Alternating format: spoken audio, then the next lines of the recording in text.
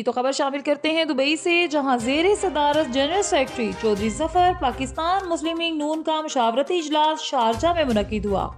जिसमें इत्तफाक पाया गया कि आइंदा पाकिस्तान मुस्लिम लीग मुत्तहिदा अरब इमारात के तमाम मामलात सीनियर वाइस सदर अब्दुल मजीद मुगल और जनरल सेक्रेटरी चौधरी जफर इकबाल की ज़ेरे सदारत हुआ करेंगे और उन पर अमल भी करवाया जाएगा, ताकि कायदे मोहतरम मियाँ नवाज शरीफ के बयानिए और पॉलिसी को दुनिया के कोने कोने तक पहुँचाया जा सके और आने वाले वक्त में ओवरसीज़ की नुमाइंदगी से भी आगाही कराई जा सके। इजलास में मिनॉरिटी विंग के सदर जान कादिर, नायब सदर Jameel Bangial, central working body के member Shahzad Butt, chairman Dubai unit Shaukat Butt, सदर Dubai unit Suhail Aamir Ghumman advocate, नायब सदर Dubai unit Chaudhry Razzaq Gujjar, deputy general secretary Dubai Chaudhry Sajid, information secretary Waqas Ghumman, media publisher Chaudhry Aqeel Gujjar और चौधरी राशिद देव साहब।